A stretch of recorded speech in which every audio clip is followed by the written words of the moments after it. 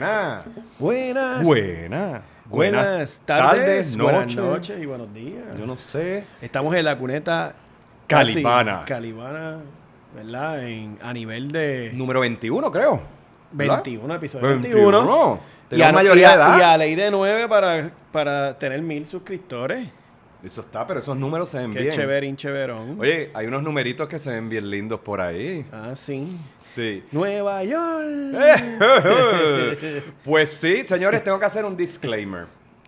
Confesiones. Otra confesión. Por si acaso. Confesiones. Cogí una borrachera anoche. Ave María, Miguel.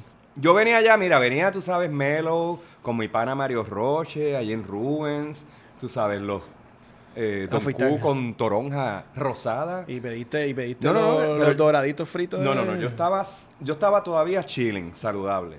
Pero entonces me llegó un mensaje que me tenían un sopón con bollitas de plátano. Pero eso es mucho amor. Bueno, pues, mis amigos del Normandito, ¿Y qué pasa? Conmigo no llega eso. Que como tú vives allá en el suburbio, tú vete a Guaynabo City a ver qué te dan allí. Esa es la belleza. Allí, ni sandwichitos de mezcla. Esa es la belleza de la ciudad. Esa es la belleza de la eso ciudad. vamos a hablar. De eso vamos a hablar. Pero anyway, me tiro para el Normandito a buscar mi sopón de bollitas de plátano. Allí no cocinan. Esto es unos amigos queridos de allá que pues tuvieron el detalle. Y allí aparecen 3 ex estudiantes míos. O sea, ya yo en Normandito empiezo con la cerveza, después termino en la disquera, pero ya en el Normandito, ¿por qué yo decido seguir bebiendo en lugar de hacer lo que hacen las personas un martes en la noche, que se retiran temprano, ¿verdad? Para vivir sus vidas con decencia. Pues no, yo empiezo a mirar el internet, aquello estaba como un arbolito de Navidad, con nuestro amigo Során Mamdani, barriendo, Mandani, barriendo. Y ahí yo dije, olvídate, o sea, hasta lo puse en las redes sociales, yo puse, hoy se bebe, hoy se fuma. O sea, no fumé porque yo no fumo, pero me lo tomé pero bien te tiraste en serio. un badbonismo. Eso es un badbonismo, Miguel, se llama.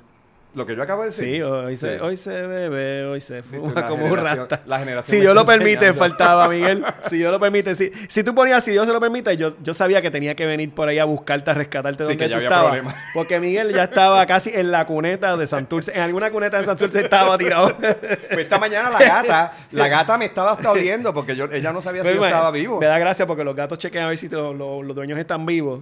Y sabes que pueden que te coman si estás muerto. Ah, ¿de verdad? Que me cabe dañar. Que tienes romance con mi gata María Luisa. Qué desgraciado. Tienes que estar bien adobadito, Miguel, para ayudarle a pasar. Estaba bien marinado en espíritus libres. Nada, la pasamos muy bien. Estábamos celebrando con estos amigos. Saludos a todos. Vamos a hablar hoy de el efecto Mamdani. 2 puntitos. Populismo, municipalidad, importante ese punto, y una política por la vida. ¿Okay? Vamos a desglosar esto. Este episodio lo van a estar viendo un lunes. Esta victoria ocurrió un martes. Habrán dicho de todo de aquí al lunes, pero aquí en la cuneta ustedes saben que nosotros le ponemos nuestro saborcito especial.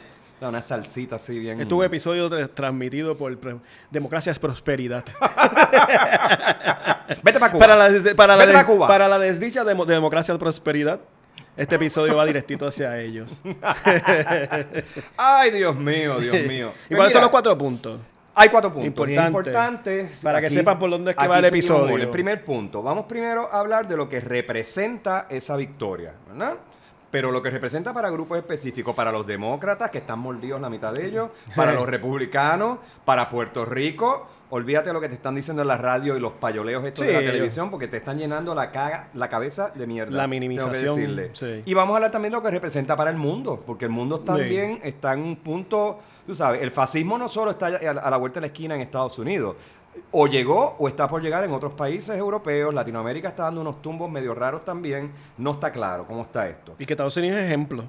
¿Ejemplo de qué? De muchas cosas. De lo bueno y de lo malo. Bueno, lamentablemente ahora mismo es ejemplo del trumpismo, así que pase esto en Estados Unidos es algo significativo. Sí. Por más que quieran minimizar los payoleros y los plugoleros, ¿es que le dicen? Pluyoleros. Los pluyoleros, esa gente pagada, pues esos son los de la televisión. Sí. No, y hay una reverberación internacional que vamos a discutir. El segundo tema, y digo, tenemos aquí un científico político, ¿verdad? Y un filósofo para ayudarnos. Me pongo la gorrita de científico. Sí, te tienes que tener como que varios sombreros, ¿verdad? Para cuando llegue ese momento. Sí. Confesiones políticas con el Alba. Pues vamos a hablar de la estrategia política. Vamos a intentar explicarla.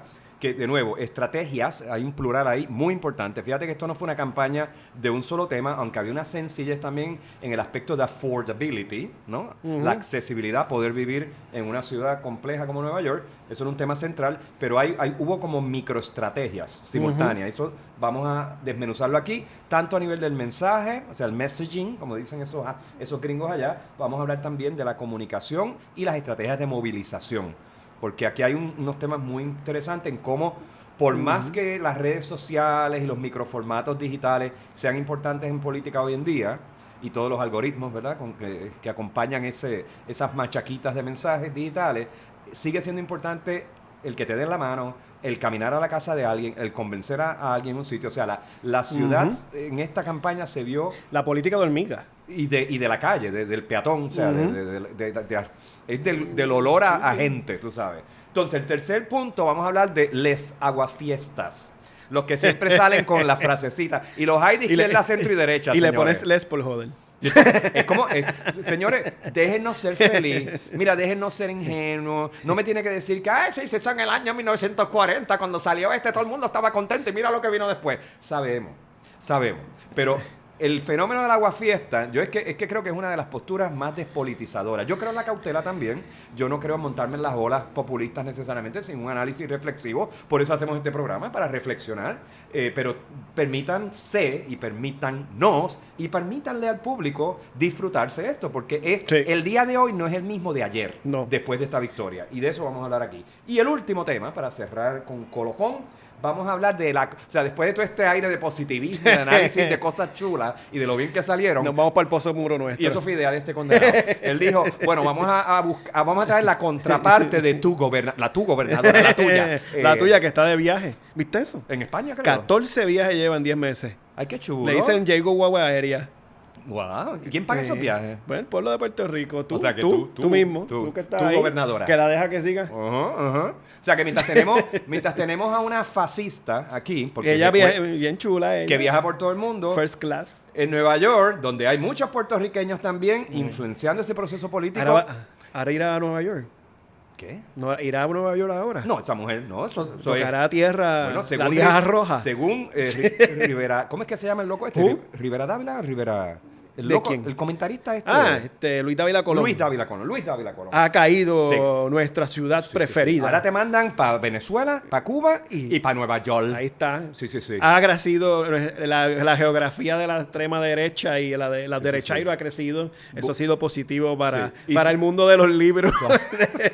Y si la gobernadora quiere para la gente que hace mapa todavía. Tiene que ir en burka. O sea, ay, Dios mío. Sí, tiene que ir en burka. Ay, Dios mío. Ella sí no puede llegar como Qué está. Qué ridículo. Pero esas estupideces las han estado diciendo los comentaristas. Sí, no, es una barbaridad. Yo ahí, al público, yo sé que nuestro público es un público inteligente, que contrasta opiniones y demás, pero usted tiene que tener cuidado si su fuente de medios y de comunicación es la porquería que está recibiendo en la radio y en la prensa de Puerto Rico, usted va a ser bruto en 2 semanas. No se quede ahí, por favor. No se quede ahí. Yo sé que ustedes no hacen eso, yo sé que ustedes amplían sus fuentes. Si usted está escuchando a otras personas, oiga, y métase también en los dispositivos de derecha. Como me decía mi pana Mario Roche, él también lee y escucha gente que no necesariamente yo me le amo, gusta Miguel, yo me amo. Tú te proteges. Yo me quiero mucho. Sí. No, yo ni sigo los periódicos de Puerto Rico, ni le tengo like. No, yo no sigo el periódico. Yo no tengo like en los periódicos de Puerto Rico. Yo no lo sigo tampoco. Y estoy mejor informado. Y me informo de la gente. Hay mucha gente de la academia que debería de estar más expuestas en las cuestiones públicas, que escribe. Pero tú le vas a seguir dando a la academia, bueno, pero hicimos un programa entero el anterior. Hay un rol que tienen que tener de escribir, de pensar, de analizar. Pública. Muy bien. ¿Sabes de qué vale escribir 2 parrafitos? Que digas algo, ¿sabes? Para que te den más allá del paper. Para que te den puntos de research, para el nombramiento. Haga su trabajo. ¿Sabes? Que hagan su trabajo. Sí, señores. Esa machaca la vamos a tener. Sí. Y espero que nos citen. Si oye, y con cariño. Que nos citen. Mira, este también está buscando puntos de research, citations. Que la gente viene, tú sabes. Sí, que roban ideas, señores. Chulo. Ten cuidado. Yo llegué a la conclusión. Ten cuidado. Por eso es bueno estar en récord. Para que cuando hagas el robo, papito, yo sé lo tuyo. Bueno, pues vamos para meternos aquí adelante. Mira, algunos numeritos que quisieras tirar sobre esto que pasó ayer. Esta maravillosa victoria de Mamdani.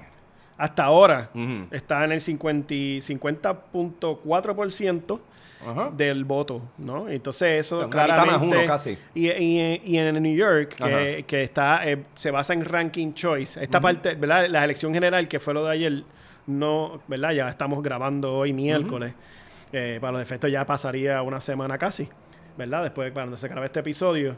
Pero en Nueva York, primero hubo un ranking choice de escoger las personas y lo llegamos a mencionar, que tremendo sistema, ¿verdad? Que tú escoges el primero y el segundo y puedes darle el segundo, le puedes dar el voto a tu preferencia, ¿no? Puede ser viceversa, ¿no? Ya ayer era el voto ya con la gente que había, ¿no? Básicamente lo mismo que pasa en Puerto Rico, la gente que vaya a votar, según la gente que vaya a votar, la cantidad de personas que vaya a votar, el mayor porcentaje es el que gana. O sea, no hay, o sea, alguien podía ganar con 25%, 30%, como pasa en Puerto Rico, ¿verdad? Que no es la mayoría del pueblo. En este caso, él gana con la mitad de las personas en su lado.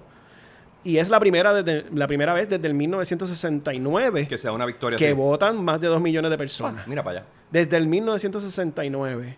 So que hubo un trabajo de movilización y de un deseo realmente de votar por él.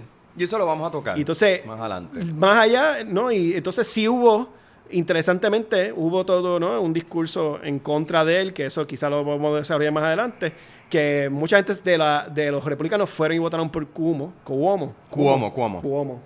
Pero no, como quiera, no pudo, ¿no? No pudo. 9 puntos lo que le divide. Y falta todavía 9%, entiendo yo, de votos por admitir, ¿no? Darle a los votos la cantidad de los votos no ha llegado a su totalidad. Sí, pero esta victoria ya está como por un 80%. Pero eso se llama un mandato. Cuando ya tú estás más de 50%, en este caso es 50 plus, porque está 50.4%, ya eso es un mandato de que la gente, este es el candidato de la persona, no pueden decirle de que es un candidato débil, de que es un candidato que no corresponde a una base sustancial de la población de Estados Unidos. De la ciudad de Nueva York, ojalá de Estados Unidos, esperemos, pero de la ciudad de Nueva York está mi mente ya yendo. Ya. Pero que... Tranquilo, Bobby. Que eso después podemos hablar después del discurso a nivel, ¿verdad?, de Estados Unidos. Pero que en la ciudad de Nueva York quedó claro de que ese es el candidato y las personas, la mayoría, la mitad del estado, ¿no?, de la ciudad, quería a Mamdani en el poder. Y eso es significativo. Y ya desde hoy ya está trabajando, ¿no? Ya hoy miércoles está trabajando y diciendo, ya trajo su comité de transición. Sí, él estaba preparado. Y ese mensaje que soltó, extraordinario. Se notaba el mensaje de alguien que gana por mandato. Tienen que ver el discurso. Lo vamos a poner en el chat, porque está dentro del propio sistema de YouTube. Podemos ponerlo, sí. Lo ponemos ahí para que... El link es para pelo. Para que vean el discurso de él y después vayan, si quieren... Tono, contenido, todo. Si quieren, vean otros candidatos después y vean el discurso y tú dices, wow, esto es algo impresionante a nivel de la oratoria, a nivel de la calidad del mensaje. Inteligencia, proyección, rigor, incluso. Algo que yo no creo... Lo más cercano en Puerto Rico sería Juan Dalmau y quizás Rubén Berríos en su momento. Juan Maribraz en su momento. Y así fuera de ahí, quizás Sila María Calderón, Luis Muñoz Marín, a ese nivel de discursivo, de una claridad y una palabra. De Dalmau yo sí rescato el tema de la alegría como estrategia. O sea, hay algo de Dalmau que o sea, se apartó del tono seriote del independentismo, de los líderes independentistas, que tú sabes que todo era o sea, una especie de seriedad así intelectual dura. Aquí yo veo sí un paralelo entre la alegría como estrategia. En las últimas 2 campañas de Dalmau, no solo la más reciente, que me parece muy importante, de eso estaremos hablando. Entonces, vamos a entrar ya en el primer tema. O sea, pero quería hacerte otros números. Dale, para cerrar ya esta parte numérica. En todas las carreras que hubo ayer... Ajá. El voto de los jóvenes, pero hombres jóvenes. Wow, ese número es importante. Esto es interesante. Dale. Por Mamdani, 40 plus por encima de Cuomo. O sea, jóvenes de 18, Cuomo. Dios mío, Cuomo. Queda estipulado que suena el Cuomo. Yo de Cuomo, 18 a 29. Cubo, Mapo, agua fregado. O sea, yo veo la conexión. Pero ¿sabes qué? Sí. No me importa porque el tipo fue bien racista y habló mal y dijeron su nombre de la manera que yo pronuncie su nombre mal, que se fastidie. O sea que tú lo estás haciendo ellos me van a decir Louis.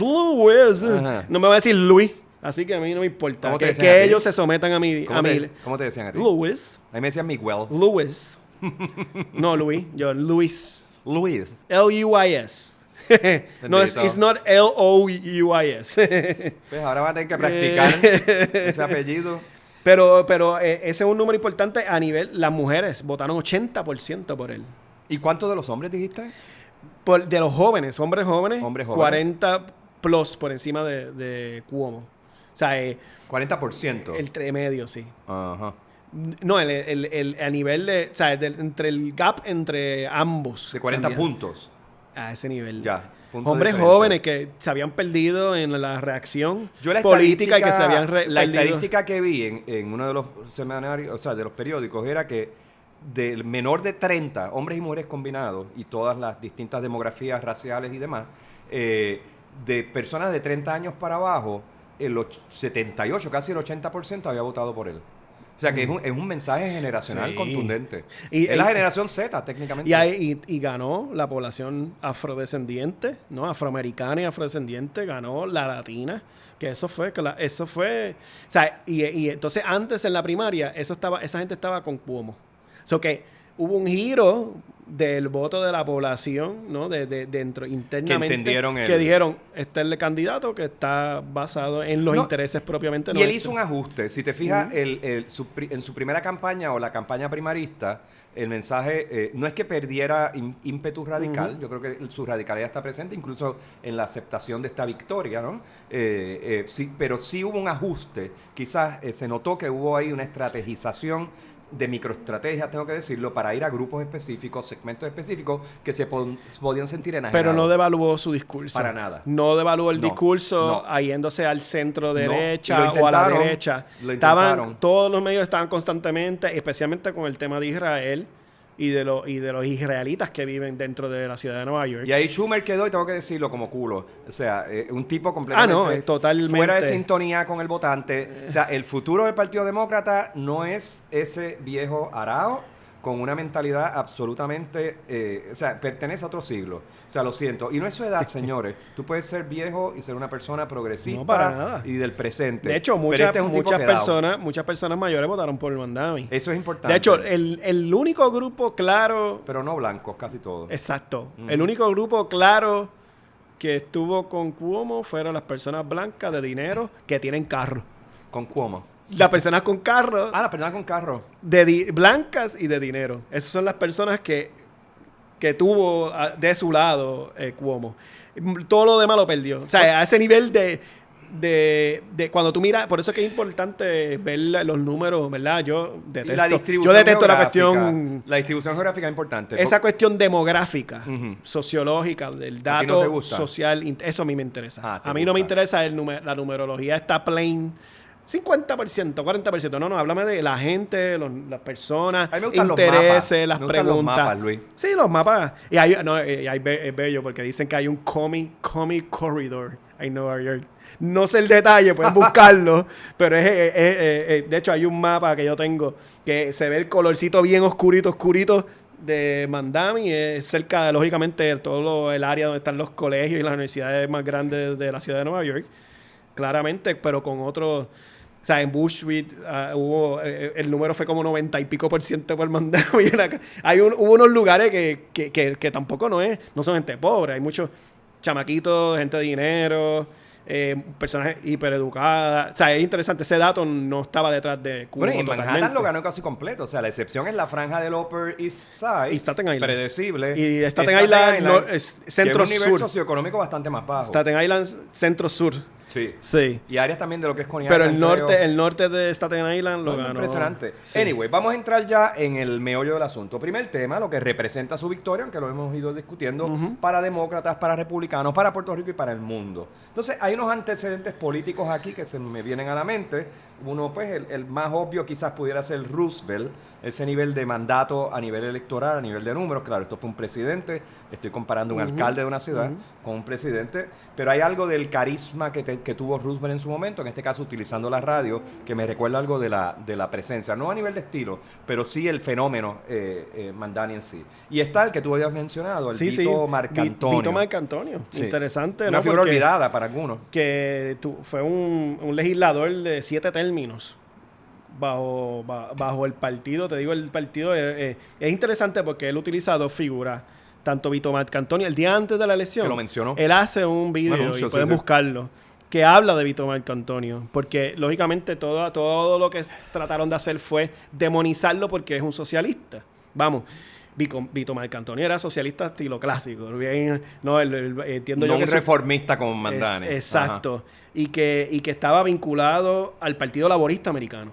Entonces, muy específicamente, un partido que no es el Partido Demócrata. Y tampoco es el Democratic Socialist of America. No. Que ese es un fenómeno nuevo que también deberían de empezar a leer y estudiar. Aquí hay vínculos en Puerto Rico sobre ello. Eso es para otro programa. Y claro. Quizás, pero para elaborarlo más adelante. Y quizás pueden escribir y hablar. Y lo más seguro me hacen vídeos y podcasts porque hay un grupo de personas que se vinculan con el Democratic Socialist of America, que es lo que se llama democracia socialista y que están vinculados con el movimiento de Victoria Ciudadana.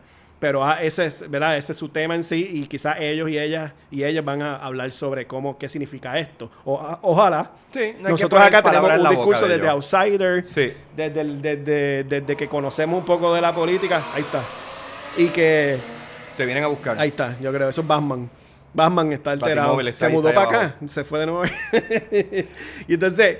Pero que nada, aquí estamos hablando desde lo que conocemos y desde afuera, no desde los partidos. A mí sí me hace interesante una figura histórica olvidada que ni yo conocía necesariamente. No tengo la profundidad, digamos, en la historia de la ciudad de Nueva York, pero Nueva York es una historia de lucha, señores. Nueva York no es una vitrina capitalista únicamente. O sea, esa caracterización de Nueva York errónea, de un lugar donde vas a luchar y a triunfar y demás, enfatiza un aspecto. Una ciudad también de movimientos laborales sólidos, de organización social y política, donde los puertorriqueños, en sus distintas olas migratorias, han tenido una presencia muy importante ahí. O sea, Nueva York no es cualquier sitio. Y en eso también lo vamos a comentar también para evaluar cuán extrapolable este fenómeno en otras partes. No es cualquier sitio, pero también significa muchísimo. Claro. Como sitio. No. O sea, que eso yo creo que es la clave, ¿no? Que estamos hablando aquí, ¿no? Un simbolismo de 7 pares. El synecdoche detrás de... La synecdoche, que creo que es. Sí. Es la parte que define un poco el temperamento americano. El nivel de poder cultural, de la política cultural, la política cultural en sí, de lo que representa la ciudad de Nueva York.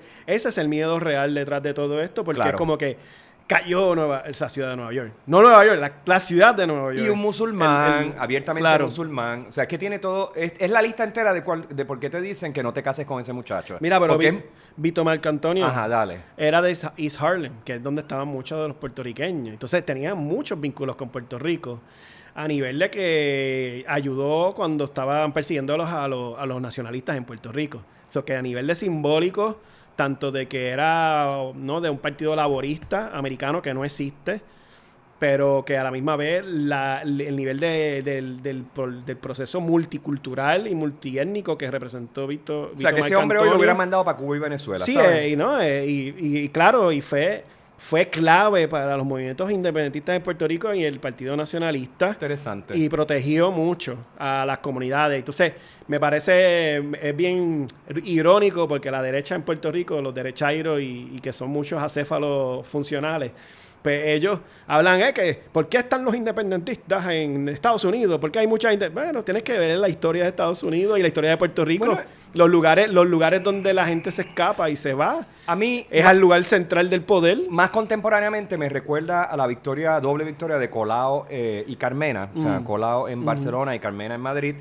Algo que pues no terminó tan bien después a largo plazo, porque la derechización en España también ha seguido un curso. Pero lo que veo en común a todas estas figuras que estamos nombrando son personas que corrieron en contra del supuesto sentido común electoral del momento, en contra de los grandes intereses y los bloques de capitales que auspician esas campañas conservadoras, que te decían que no iban a ganar, que era la ruta que tenías que evitar. Y claro, se desmantela al Partido Demócrata ahora mismo, o sea, se desenmascara, quiero decir, toda esa exigencia de que no se hablen de ciertos temas y de estar tiptoeing, ¿no? Caminando así para no romper la cristalería con temas importantes sobre la desigualdad social. Y que se ha convertido otro partido conservador de extrema derecha. Que no es alternativa. Reaccionario y que fue el que comenzó con el genocidio, porque el genocidio empezó a la misma vez que estaba Biden. Y que Kamala se lo llevó a la elección y se quedó y cerró fila con el genocidio palestino. Eso es así. Que hay una reacción. Eso es un fenómeno muy importante porque no es Carmela y Nicolau, porque ellos hicieron un partido, ¿no? En España hicieron un partido que era Podemos y corrieron alrededor de sus regiones, hicieron sus propias sucursales. Sí. Entonces, esto es internamente al Partido Demócrata, dentro del Partido Demócrata que han entrado gente del DSA, ¿no? Del Democratic Socialists of America. Entonces, es un takeover. Es un empuje, porque el nivel de lo que está sucediendo a nivel estructural en Estados Unidos, la partidocracia, el bipartidismo es duro, fuerte, heavy, y que han creado todo un entramado para que sea así, ¿no? Que todo, y a nivel mediático, a nivel económico, a nivel de mensaje, a nivel de política pública, el bipartidismo se ha creado como es como un supraestado heavy que lamentablemente no es fácil ser el partido green, ¿no? El partido verde, que es el que ha tratado de combatir, que es el tercer partido grande en Estados Unidos, y menos es fácil tratar de ser ese partido verde y tratar de ganar. Es bien cuesta arriba. Bueno, si en las ciudades ha sido más fácil tener legisladores y tener congresistas, lo que sería como dice, los council en ciertos segmentos de esas ciudades. Y en ciertas ciudades y ciertos estados. Entonces, esto que está pasando es algo, es una ruptura interna del Partido Demócrata dentro de un grupo mucho más radical, mucho más progresista, y que tiene unas líneas que primero, ¿no? Que están vinculadas a un socialismo, pero un socialismo mermado, por eso que le dicen socialismo democrático, donde es votas por mí, no es un socialismo revolucionario, no hay una revolución, no hay armas, es que yo te llevo estas propuestas y tú votas por mí. Yo tengo ideas socialistas. De eso vamos a hablar después. Entonces hay un mermar. Vamos a un orden, o sea, porque si no nos vamos de Pero foco. Mencionaron otra persona. Eugene Debs. Ese es histórico. Eugene Debs, importantísimo. Y eso fue en el discurso. Y ese lo mencionó Eugene Debs. Hoy en el discurso, ¿verdad?, de agradecimiento. Eso fue de las primeras líneas. Sí, o sea, que él claramente ha dejado claro, valga la redundancia, de dónde viene su influencia. Internamente a la ciudad de Nueva York, Vito Marcantonio, y a nivel nacional, Eugene Debs, que es un socialista que creó una línea de sindicalismo revolucionario. ¿Y de qué periodo es él? Estábamos hablando de 1800, siglo XIX al 1926. Tan atrás. O sea, que es del 1855 al 1926 que murió. Y fue creador de y este es uno de los sindicatos que todavía está vivo, y es el de los sindicatos más viejos del mundo, que es el International Workers of the World, el IWW, que hay una ala, que es una ala también que tiene alas radicales anarquistas. Para no irnos a los datos y demás, me parece importante como principio que él está planteando su cartografía ideológica. Es una especie de dog whistling también, porque hay audiencias que oyen estos nombres. Pero porque la idea es esa, para la gente busque y lea. Pero hay una estrategia ahí, es que la narrativa la controlas tú como candidato. Sí. A ti no te pongan mote de comunista, de socialista, de esto y lo otro. No, tú defines exactamente dónde está tu línea ideológica, y el tipo está claro. El tipo tiene una formación también que le permite hacer eso.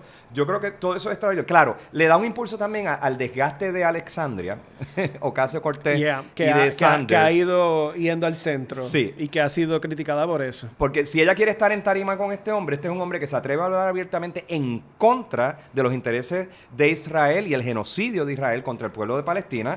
Gana un poco en parte por eso. Hay una juventud que se sintió atacada por la policía de Nueva York, por los políticos que no los protegieron cuando las universidades, muy estúpidamente y bajo los bolsillos, ¿no?, de AIPAC y estos grandes capitales sionistas, estuvieron reprimiendo manifestaciones pacíficas. Y entorpeciendo también con los reportes mediáticos, incluyendo el New York Times, que era una línea claramente a favor de Israel, propagandística. O sea, ahí el periodismo murió, o sea, en mucha de esta cobertura. Aquí se nota que, y Kamala, ya ustedes saben que en esa campaña, y nos decían que eso no importaba, que eso era un issue menor, el tema de Palestina, que el genocidio, esa gente son inexistentes. Sí, murieron ayer. Ni Kamala, ni Biden. Sí, gracias. Obama tímidamente dijo 2 veces que llegó a hablar con Mandami. O sea, que pero nunca hubo un apoyo. No hizo rallies con él, que mientras estaba haciendo rallies en otros lugares, sabiendo lo que representa Obama más dentro del sector afroamericano, ¿no? Y el área progresista, que a pesar que todavía tiene un ala que lo mira como, ¿no? Que la grandeza que tuvo, pero vamos, eso todo está puesto en duda después con el tiempo, ¿no? Pero él no quiso hacer campaña, ni Chuck Schumer internamente a la ciudad de Nueva York, que lo que están diciendo es que posiblemente, bueno, ojalá lo haga, que Alexandria Ocasio-Cortez corra para senador en contra de Chuck Schumer.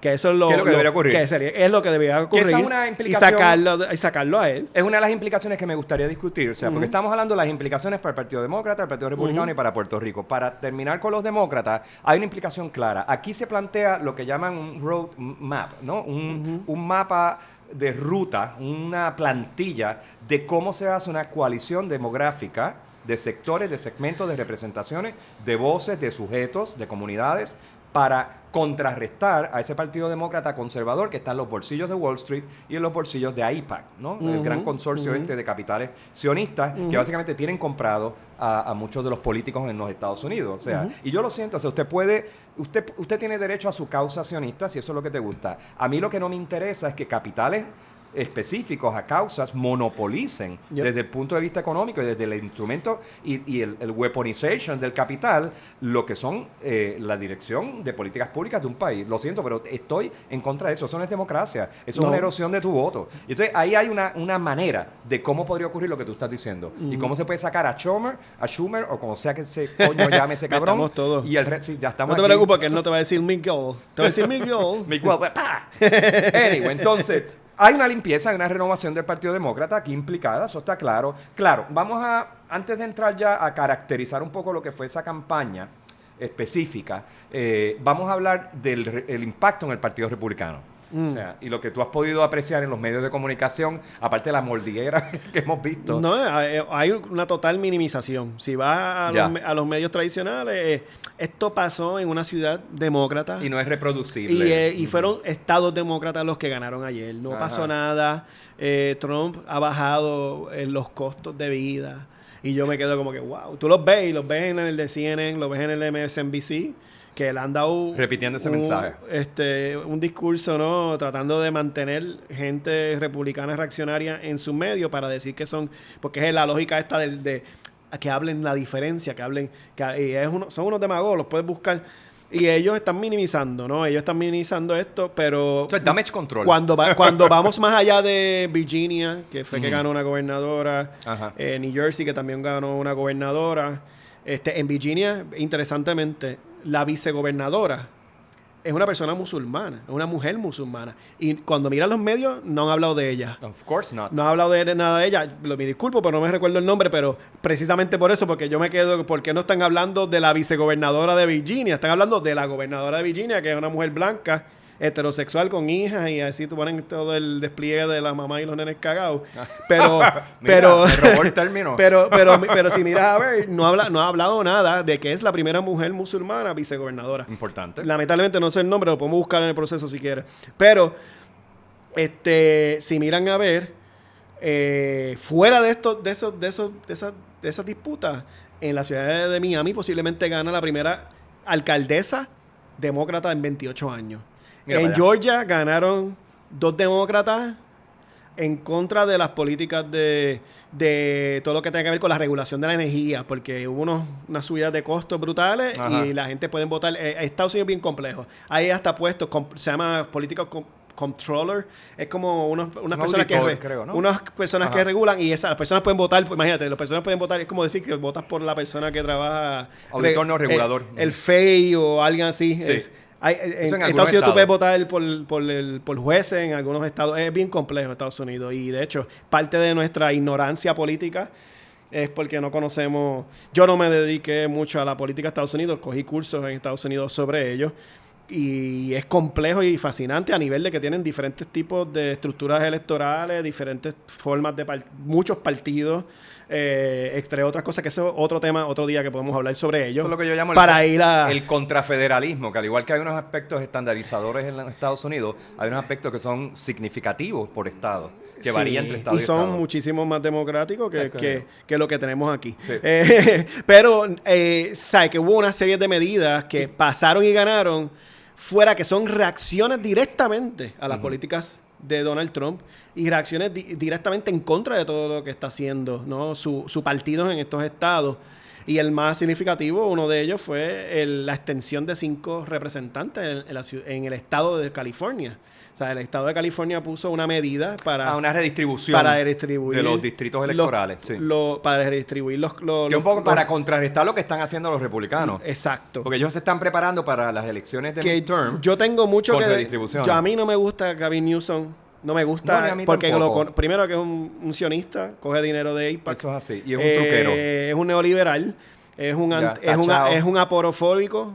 La imagen que yo tengo de él es él destruyendo los campamentos de personas en la calle. Que es un problema en California, en lugar de atacar la raíz de ese problema. Y destruía los campamentos y él grabándose en los medios como... Y entonces ahora, pues, él está tratando de... Y Kamala viene de ahí. Revitalizar, sí. Por eso que le dicen Kamala Cop, porque ella era... yo creo que era el Attorney General de la ciudad, el estado de Nueva York. Y que metió preso a un montón de gente negra, de hecho. Por eso es que ella no ganó. Ese es otro de los factores antes de los... metió mucha gente negra. Que eso es una pregunta interesante, volviendo al tema demócrata. Es complejo Estados Unidos. Volviendo al tema demócrata, Luis. Newsom, sí, Gavin Newsom. Es uno de los candidatos que se menciona, ¿verdad?, para las próximas elecciones. Y también el Pete Buttigieg.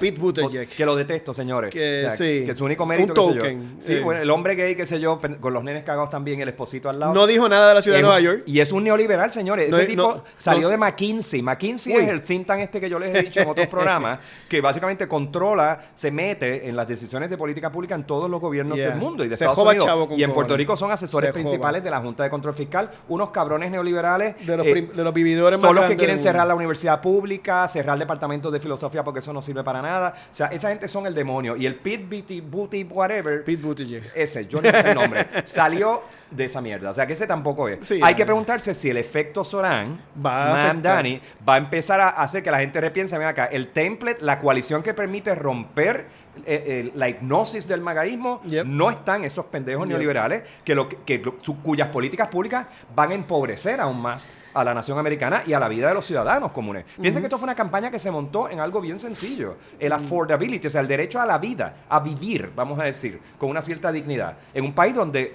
o sea, la polarización entre el rico y el pobre es de tal magnitud, o sea, ya entra en esa región tercermundista, un término detestable, pero que lo voy a utilizar abiertamente para definir la realidad de Estados Unidos ahora. Entonces, cuando tú tienes una demografía con unas vidas tan precarias, o sea, que se están activando a participar de la elección, lo dijiste, los porcientos estos enormes de participación, no solo en Nueva York, en muchas de estas otras elecciones sobre medidas y sobre gobernadores y posiciones, hay un cambio que está a la vuelta de la esquina.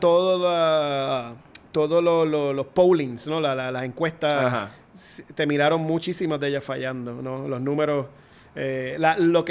quizás a nivel de Nueva York se esperaba que fuese un poquito más alta lo que ganó Mamdani.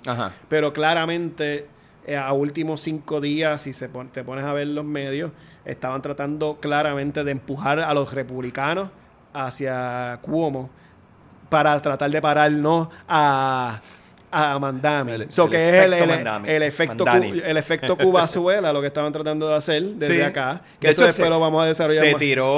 Luis se tiró una argentina, una argentinada, como lo hizo con Milei.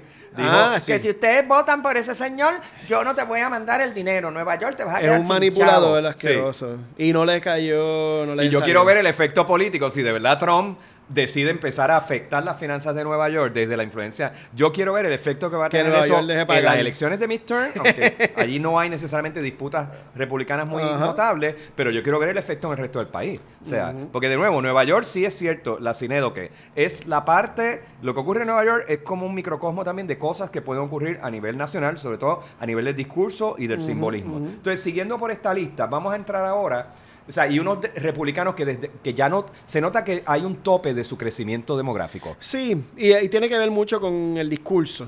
Sí. ¿Sabes? El discurso es limitante, tiene un límite. El odio tiene un límite, señores. Exacto. El odio, el racismo, la vejación. Eso tiene un crecimiento que yo creo que lo que está pasando en Estados Unidos es viendo las políticas de odio en la calle, ¿no? Con el ICE persiguiendo a la gente, raptando niños, destruyendo familias. Hay agotamiento con eso. Y entonces la gente está viéndolo. Y vieron hasta gente que estaban calladas y silenciadas o quizás en los fringes porque no se iban a ser afectadas, ¿no? Los clásicos, ¿no? Las personas blancas, heterosexuales, gente que tiene ciudadanía, que no se ve afectada, están siendo afectados por ello porque se ven que sus comunidades y ciudades están siendo totalmente destruidas, y economías, que está parada la economía en muchas de ellas. Entonces, eso que hay tenido una reacción a eso, ¿no? La reacción va a ser contraria a todo ello, y creo que entre todo esto, claramente, y Mandami no se ha quedado callado, o sea, y por eso que es bueno que vayan y vean el discurso de triunfo de Mandami, porque es claramente de un Trump y yo. Y una línea, ¿no? Una línea clara de entre lo que es este proyecto. Es precioso, señores. Si usted quiere aprender sobre discursividad política, manejo de medios, manejo de la cámara, estudie a ese discurso de anoche. Sí. Porque lo tiene todo. No, y hubo uno de CNN que deberían de verlo, Van Jones reaccionando. Ay, eso fue como que fue muy violento, fue muy, demasiado el viejo truco, el hombre brown, que es violento. Hay que sospechar de los hombres oscuros de piel. Que irónicamente... Y tiene muchos pelos aquí. Supuestamente él fue un activista marxista y que ahora se ha convertido en un sionista de derecha como... Sí, ese Van Jones es un personaje. Sé quién es. Sí. Entonces, ya para entrar a Puerto Rico, quiero destacar un aspecto que hemos hablado Luis y yo. O sea, esto es una campaña que gira, aparte del problema del affordability. Fíjate que es un político que no encalla necesariamente en una lista de negatividades y de patologías. Sí, él habla de cosas que no están bien, pero es una campaña que desde el tono y el contenido se lanza desde la alegría.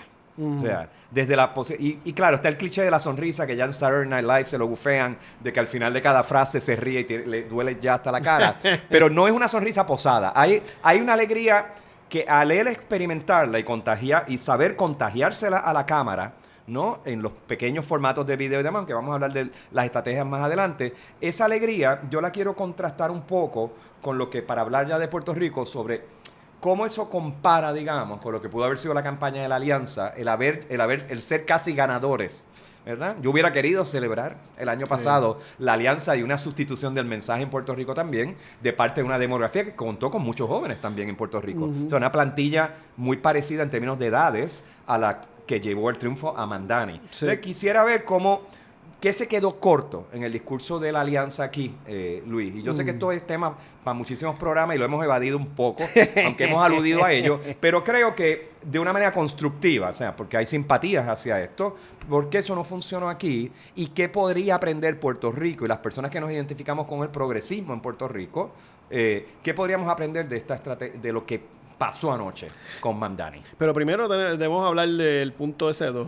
Su estrategia política explicada. Sí, pero hablaste ya de la sonrisa. Había sonrisa, había valor de la alegría, que es lo que estás comentando. Pero hubo una serie de elementos allá en lo que sería la ciudad de Nueva York que creo que sí faltaron acá, o que se minimizaron o se quedaron demasiado escondidas, ¿no? Que no realmente no marcó una diferencia a nivel político y que no movió, ¿no? Entonces yo creo que... ¿En Puerto Rico quieres decir? Sí, lo primero es que es un discurso que se quedó muy centrista, ¿no? Yo pienso que pudo haber sido mucho más fuerte de lo que fue. A diferencia de Mandami, acá fue todo negar de que yo soy socialdemócrata, o sea, yo soy capitalista, hubo una serie de... No, entonces... Hubo una serie de afirmaciones sobre los que los medios estaban tratando de empujar, que llevó a que una figura que pudo haber sido mucho más emocionante no lo fue, y se convirtió y se quedó, porque al someterte al discurso de los medios, y quedarte, responder constantemente a ellos, pero te quedaste encerrado en su discurso, en su propuesta y hasta dónde podías llegar.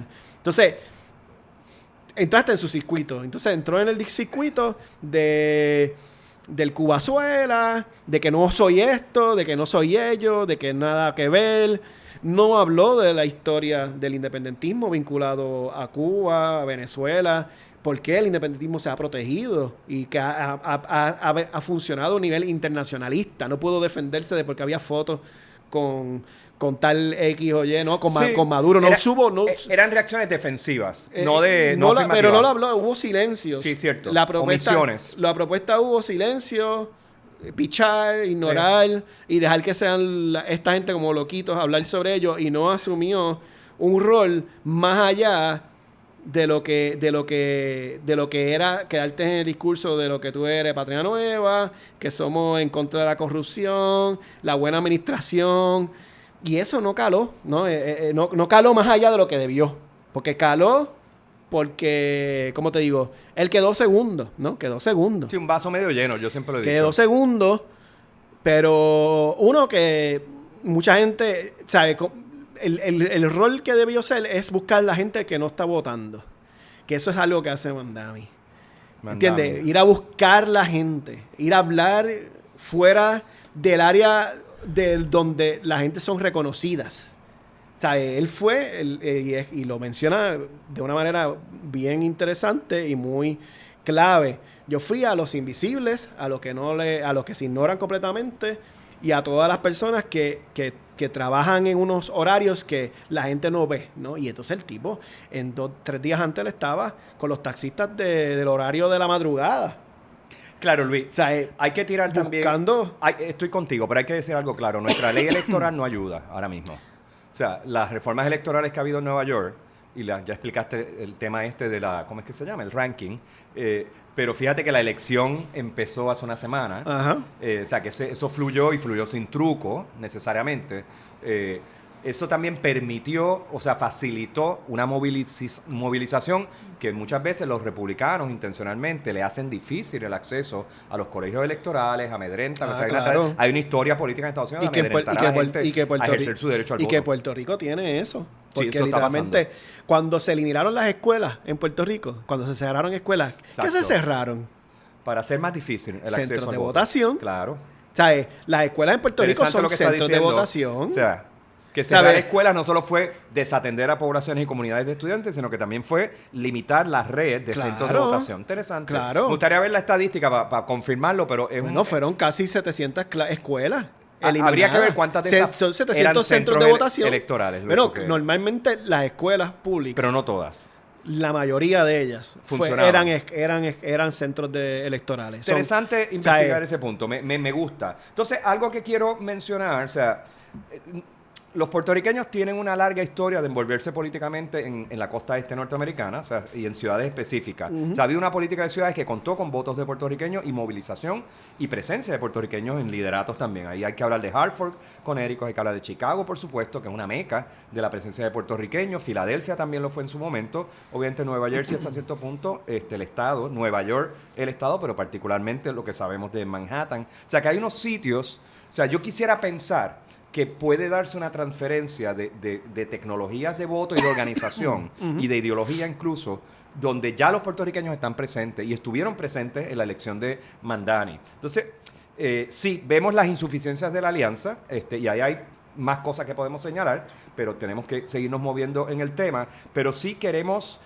viendo el vaso medio lleno, ver cómo también esa influencia de puertorriqueños presentes en este proceso político ahora mismo puede influenciar positivamente lo que ocurra en Puerto Rico y el temperamento político de los puertorriqueños. Porque tengo que decirlo, y lo he dicho en otros programas, o sea, yo le tengo terror a la influencia política que tienen los estados del sur, particularmente Florida, ese pantano de cocodrilo, y Texas, en el conservadurismo puertorriqueño. O sea, las voces más estúpidas que uno lee en los foros de periódicos o en los programas radiales llamando y diciendo estupideces son gente que vienen de esos mundos. Entonces yo sé que no todos son así, señores. La gente que nos escucha desde Estados Unidos, de algunos de estos lugares, puertorriqueños con mentes abiertas y demás, los queremos, sabemos. Pero usted tiene que reconocer que hay una influencia ahí horrible. O sea, hay puertorriqueños que hasta se creen blancos, simplemente porque se trasladan a esos lugares, no tienen conciencia de clase tampoco, no tienen conocimiento político y se han entregado al magaísmo. Entonces, para mí, ahí ha habido una influencia terrible, también desde el mundo evangélico, pentecostalero y qué sé yo, de gente muy conservadora, aunque hay gente en los seminarios evangélicos que son progresistas, se les reconoce, los escuchamos en medio y, oye, y respetamos su mensaje. Pero esto se ve también como una forma de contener esa influencia nefasta y que otro tipo de puertorriqueños que están influenciados a las luchas laborales, a las injusticias también que se dan en estos grandes centros, estas ciudades densas, estos monstruos industriales y postindustriales, que algo de ese pensamiento y de capacidad de organización nos llegue. Entonces, yo soy de los que sí creo que hay que escuchar esas diásporas, Luis. En lugar de estarlos llamando, esos no son puertorriqueños. Yo estoy de acuerdo. Hay que aprender de ellos. Eso es una... Sí, yo estoy de acuerdo completamente. Qué bien. Y entonces, que siguiendo la línea de lo que estábamos hablando, para ir sobre este punto que trae, que es importante. O sea, la alianza debió ir más allá del área metropolitana, ¿sabes? El metrocentrismo, que eso es algo que podremos elaborar eventualmente y lo hemos mencionado ya, fue demasiado de clave y a pesar de, ¿sabes? Aquí hubo municipios que ganó la alianza y ganó Dalmau, como Cabo Rojo, Añasco, Mayagüez, Cagua, ¿sabes? Interesante, ¿no? A nivel político. Se abrió un corredor. Porque hubo unas áreas clave donde ganó Dalmau. Pero más allá de eso, hubo un trabajo de romper con la lógica de esperar que la gente vaya a votar dentro de las ciudades porque está la gente educada, dar por sentado demasiado que esas personas van a salir o que el discurso de lo que yo estoy hablando ya con eso meramente va a ser necesario para que la gente vaya a votar por mí. Porque yo no soy el PNP y el PPD, la gente va a votar por mí y ya eso va a ser claramente, ¿no?, la fuerza. Hay que buscar la gente. Aquí hubo un voluntariado monumental en la campaña de Mandani. O sea, que yo no sé, yo creo que la alianza... 100,000 personas. La alianza tuvo entusiasmo, pero apenas conseguían gente para los colegios. Es difícil. O sea, yo sé que es difícil, pero... Hubo gente. Había gente. Yo no sé si tú participaste. Yo participé. Yo no podía porque yo estaba en Berlín. Todavía. Durante ese proceso. Okay. O sea, no. Yo hice un viaje de 2 semanas. Yo voté ausente, sí. Okay. O sea, pero sí, yo trabajé como funcionario. Y yo lo hubiera hecho. Por lo menos en San Juan había la cantidad necesaria, no todas, en algunas áreas. Pero fuera de San Juan quizá no había la cantidad necesaria. Que mínimo son 3 por cada unidad de cada salón. El voluntariado no puede ser nada más el día de las elecciones. Y coger los seminarios. Pero eso se va creando. Entonces, pero el voluntariado que participó en esta campaña es ir a donde el canvassing que llaman, que es buscar a la gente, como tú dices, físicamente, es ir a las casas, es ir a los lugares, y eso es un trabajo de hablar con la gente. Eso es un trabajo de años. Ese es otro elemento donde falla la política de, y en Puerto Rico de oposición. A un año no se puede hacer. No, para nada. ¿Sabes? Soran lleva desde el 2020 organizándose. Sí. Pues. ¿Sabes? Para que esto pasara, pasaron 5 años. Y eso me permite... 5 años de trabajo comunitario, 5 años de yendo a donde la gente que no va, hablando con la gente que no va a votar, la gente que votó en contra. ¿Sabes? Aquí hay gente obligado que votaron por Diego y por el miedo del Cubazuela, de que cuando tú le traigas unas propuestas claras sobre cómo le vas a ayudar en las cosas básicas de su país, de lo que es vivir, ¿sabes? Porque el discurso de Mandami no es un discurso ajeno a muchas de las ciudades, incluyendo a Puerto Rico como un país. O sea, aquí no podemos vivir casi. Los costos de la comida, el costo de la luz, el costo de los peajes, el costo de comprar carro, el costo de comprar una casa. ¿Quiénes pueden tener casa o no? El cuidado de los niños. O sea, el problema de la transportación pública inexistente. La gentrificación. El desplazamiento, el asentamiento colonial de clave de beneficio a ciertas clases y cierta gente, que eso sería el equivalente de los judíos en la ciudad de Nueva York. Los capitales ausentes, Luis. Sí. Nueva York es una ciudad que tiene edificios que son bancos vacíos. O sea, apartamentos que existan simplemente como un capital estacionado, nadie los vive. Y que la epítome cuando la gente no tiene dónde vivir. Y que la epítome es realmente de la ciudad de Londres, donde hay edificios, es una universidad fantasma. Porque es lo que van a hacer en Puerto Rico también. Es lo que si dejamos, porque ese modelo viene de allá también, o sea, no viene lo bueno de la ciudad de Nueva York, ha venido todo lo malo. La gentrificación que pasó en Santurce y la protección de gente de mega rica para que vengan a vivir aquí y sin pagar nada de impuestos. Lo mismo que pasó en la ciudad de Nueva York. Y lavando dinero, Luis. Vamos a hablar claro. Y entonces eso es lo que hemos reproducido. Lo peor de las ciudades del mundo y a nivel multinacional de las extremas derechas, de convertir los países como lugar de lavar dinero y de esconder capitales y de comprar propiedades por encima de la gente. Pero necesitamos que la alternativa a esto, nuestra política, hablen de estas cosas. Y aquí estamos hablando, ¿sabes? Bueno. Este es el discurso de lo que, ¿sabes? Realmente lo que... El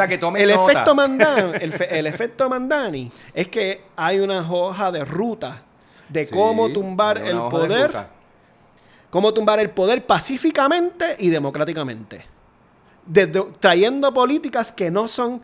Que vienen de las ideas socialistas o socialdemócratas, que realmente son reformas, pero que cambiaría la lógica de la vida de la mayoría de las personas que viven en un país empobrecido, con desigualdad. Y ese es el caso también, el de Puerto Rico. Luis, estoy contigo. Sí. Vamos a movernos ya a la estrategia política que utiliza Mandani explicada.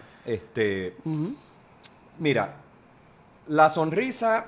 o sea, lo digo en serio. O sea, el tema de la sonrisa y la alegría como principio político, o sea, en tono y en contenido, o sea, es un antídoto contra una de las emociones más terribles que estamos viendo del magaísmo, que es el nihilismo. En la gente que se siente frustrada de que no va a venir ningún cambio, y el aceleracionismo ese de que se joda todo porque pues mejor que se dañe todo y al final algo bueno vendrá. El cinismo de muchas personas frente a los procesos políticos, algo con lo que ni tú ni yo nos identificamos. El smart assness, me voy a usar esa palabra que veo, que yo he observado en algunos jóvenes de la generación Z. Esta especie de, que viene del hastío, es una forma de, o sea, no lo digo para cogerla con ustedes, colegas de esas edades que nos escuchan. Yo sé que la frustración se puede manifestar en una forma de smart assness. Sí, yo sé todo ya. Yo sé todo. Yo nací. Y nadie me tiene que organizar. Mírame a mí haciendo el bachillerato, ya yo sé todo. Pero es que, pues, así que ¿Tú has visto eso? En mi vida yo con un bachillerato me voy a sentar a sentirme de que yo sé todo. Mira, yo no sé nada y tengo grados de más. La sonrisa es una manera de disolver también el estado de soledad de las comunidades contemporáneas, o sea, del desarraigo, la enajenación, el individualismo. O sea, estás solo y a tu suerte. O sea, el temperamento policial que ha salido también. Fíjate que el mensaje de Mandani, aunque él hable de identidades y haya elementos de las políticas de identidad, no es una voz policial la que sale ahí. No. Y eso sí es mi mensaje a la generación Z y a muchos de los millennials.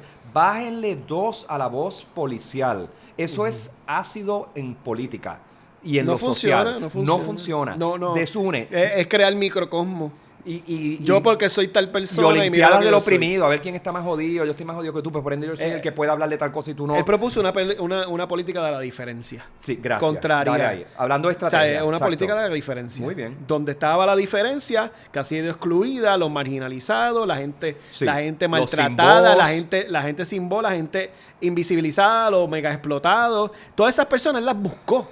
Fueron a buscarlas, fueron a hablar con ellos y ellas y ellas.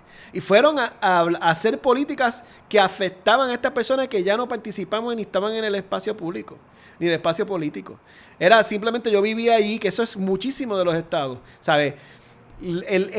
El nivel de votación a nivel de Estados Unidos no llega al 50%. ¿Sabes? Está a los 40 y pico por ciento, 51, entre 51 y 46% de las personas van a votar, de la gente apta a votar. Y ese mismo fenómeno lo vas a ver en todas las ciudades. Porque la gente ya no ve que la política representativa hace algo por ellos y ellas y ellas. Pero él buscó ese banco de votantes. Entonces buscó todo eso afuera. Montó una coalición pluridemográfica. O sea, cuando hablo de demografía, son muchos indicadores que hay ahí. No son los clásicos nada más.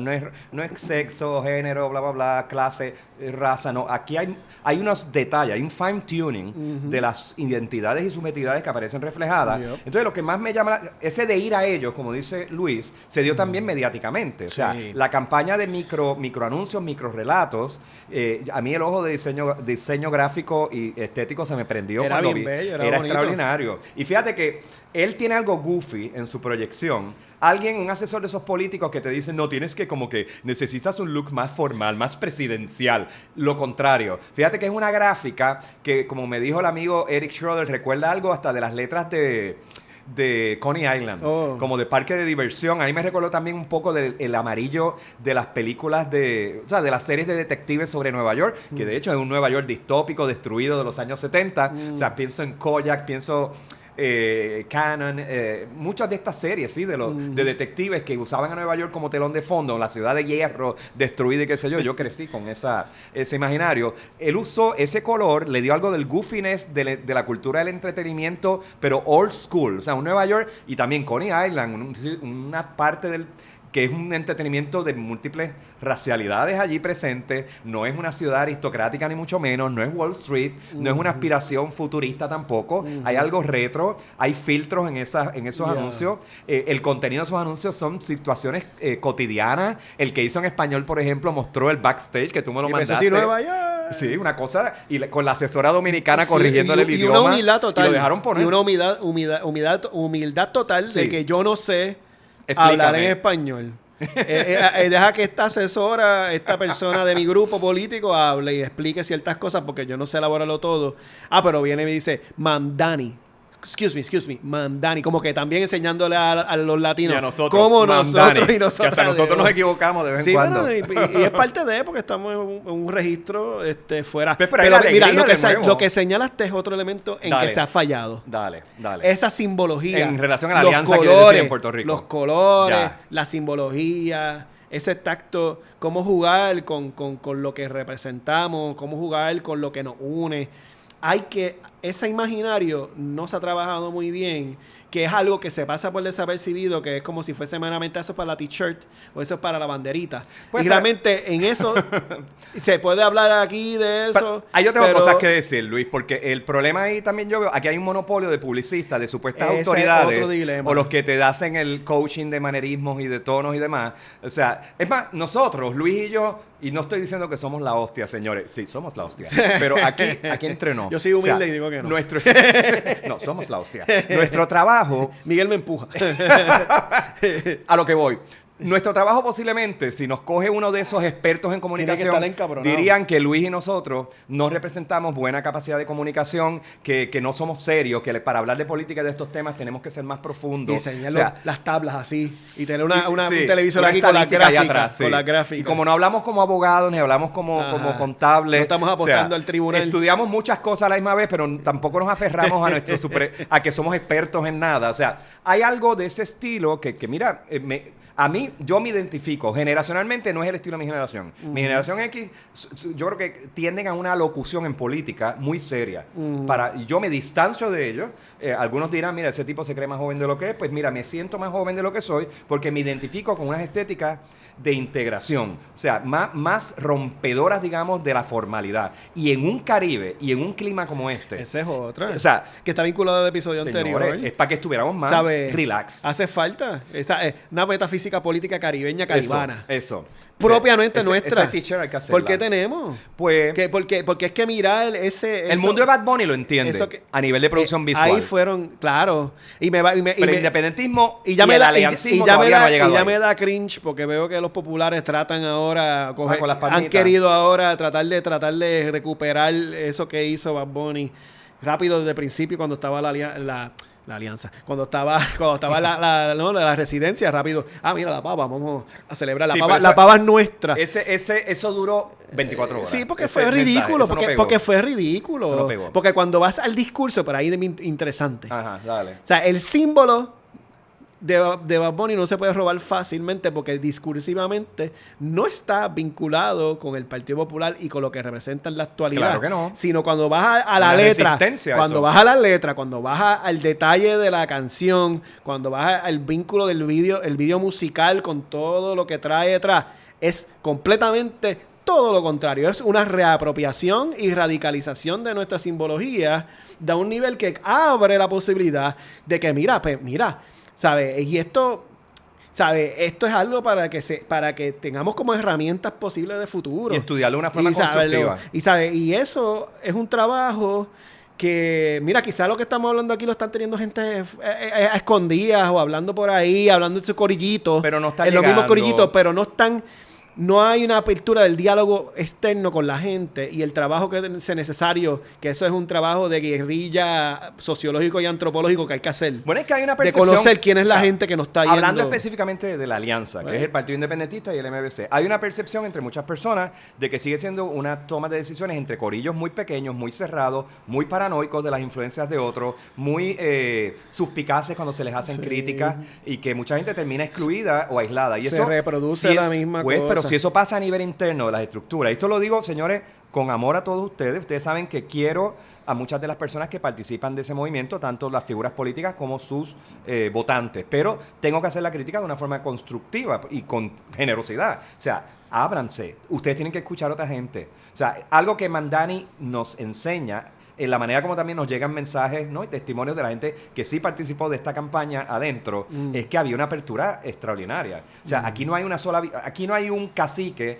que se pueda adjudicar la creación de la imagen y del mensaje de Mamdani. Aquí hay una capacidad de poner unos grupos a trabajar coherentemente. Algo que sí vimos en la estrategia mediática, esto es espectáculo, no es política, aunque está politizado, de Bad Bunny. O sea, y eso pues yo lo tengo que traer una y otra vez. Entonces, hay una omnipresencia también en la campaña de Mamdani, tanto en la huella digital como literalmente ese tipo estaba en todas partes. La noche antes, creo que tú me mandaste que estuvo en 5 barras gay. El sábado pasado estuvo en 6 barras gay jangueando de la comunidad. Entonces, obviamente, él es lo más mono. Yo lo encuentro muy mono. La gente. O sea, en el mundo queer, ese muchacho, olvídate, que es una estrella. Fue a buscar la gente. Fue a buscar la gente. Fue y con alegría. El tipo estaba en la mesa de DJ allí. La gente estaba diciendo, ¿dónde no está este tipo? ¿Dónde no está? O sea, no dio por sentado. ¿Sabes? Si hay un fallo que ha habido en nuestra política partidista o de a las oposiciones, es dar por sentado que la gente va a ir a votar por ti. Sí, porque él es la oposición. Estoy contigo. Y que la gente va a ir a votar por ti porque está el verano del 19, por lo tanto se va a reproducir. Que ese fue el error también de Podemos, pasó ¿no? Eso es una chorrera de cagadas, una detrás de otra. Una historia muy triste, sí. O sea, que Podemos. Se dio por sentado una cosa y que eso iba a seguir, ¿no? El trabajo de política, de oposición, es un trabajo constante de ir a la gente, de hablar con los problemas. Y no puede ser desde el hubris, tiene que venir de la humildad y de la curiosidad. Exacto. Algo que observo también a nivel de estrategia política de Mamdani es la curiosidad por la angustia del otro. Si te fijas, con los segmentos donde había más animosidad, potencialmente, qué sé yo, los segmentos sionistas, judíos, que tienen el terror del antisemitismo, o sea, yo no quiero negar que pueda haber instancias de antisemitismo en la vida cotidiana de Estados Unidos y de Nueva York. Pero también hay anti de muchas otras cosas. O sea, no me gusta que un grupo monopolice, ¿verdad? La categoría de opresión, y sabemos que el antisemitismo como discurso se usó para suprimir la denuncia del genocidio. O sea, bajo bases legales, no histriónicas ni exageradas, o sea, bajo datos. Entonces, pues, dentro de eso, es interesante como Mamdani, y no lo hace de una forma performativa, o es un gran actor, muy bien entrenado, o las dos. Él entendía la angustia de la comunidad judía, digamos, conservadora, sionista. Y había un diálogo. A mí eso me pareció extraordinario. Y me parece, no solo como estrategia política, señores, de oportunismo político, me parece como estrategia de vida. Yo hasta lo digo abiertamente, o sea, gente que a mí me desagrada por sus posicionamientos ideológicos extremos, o de derecha extrema, fascista, yo siento que su expresión, mi manera de tener algún vínculo para escucharlos y dialogar con un fascista me da trabajo, es entender que de ahí hay la fuente de ese sentimiento, hay angustia. Y la angustia para mí es un lugar universal. O sea, yo no tengo que aceptar las razones de tu angustia, pero yo tengo que aceptar que tu angustia, como es real para ti, es real y punto. Y no necesito necesariamente entenderla, sino acompañarte y ver que al igual que yo tengo mi angustia, tú tienes la tuya. Aunque Mamdani no usó esta terminología, yo puedo ver en su demeanor, en su proyección y en el mensaje construido con palabras, pero también en la presencia digital, yo veo que hay una persona que empatiza, pero no de una manera performativa. que es lo contrario a Kamala Harris, que no sé ni por qué la menciono, eso hay que sacarla del medio ya, no sirve. Es una candidata, es incorrecta en todos los renglones. O sea, y no es porque sea mujer y sea una mujer brown, eso no es el tema. Es porque ideológicamente no es una persona contemporánea. O sea, está en el lado equivocado en todos los grandes hechos. Que eso es el clientelismo entero. Sí, horrible, horrible. Eso hay que enterrarlos también. Sí, o sea, eso, a mí me interesa que van a decir eso es lo que esto. representa. Es lo que representa, y Schumer viene de eso. Sí, la Pelosi también viene de eso. El clientelismo. Sí. Anyway, sí que por último, para ya movernos a la tercera categoría, hay medios que han explicado a Mamdani dentro de lo que llaman el sewer mayor, que esto es un aspecto importante de cara al futuro. El sewer mayor es una categoría de gobernantes que se identificaban con el socialismo a niveles de ciudades. O sea, eso es Vito Marcantoni. Es un ejemplo de eso. Pero principalmente alcaldes mencionan, que alcaldes también y legisladores.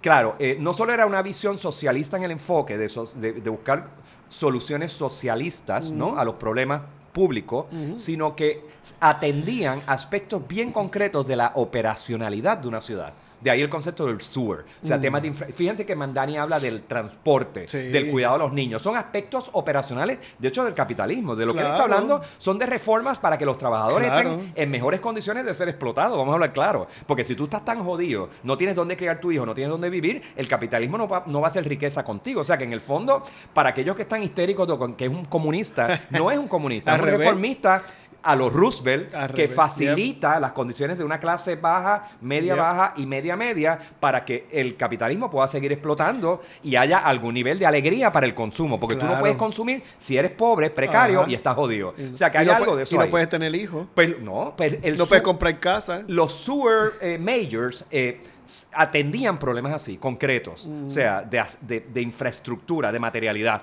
Algo que en Puerto Rico se puede decir que se ha visto quizás en la esfera municipal de algunos. Por eso en Puerto Rico, qué sé yo, el tema del asfalto se convierte en un gran tema y yo tengo críticas a eso. Pero hay algo en Mamdani, yo creo que su gestión tiene que ser bien inteligente, pensando ya que el tipo se va a instalar ahí ya mismo.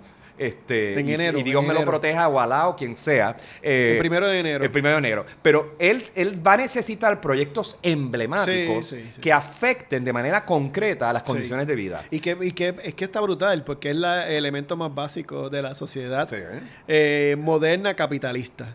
O sea, todas las propuestas de lo que él está proponiendo y de lo que está proponiendo, valga la redundancia, es cosa para que funcione mejor y para que haya una cierta paz, para eliminar, eliminar la animosidad social que existe en todas las ciudades.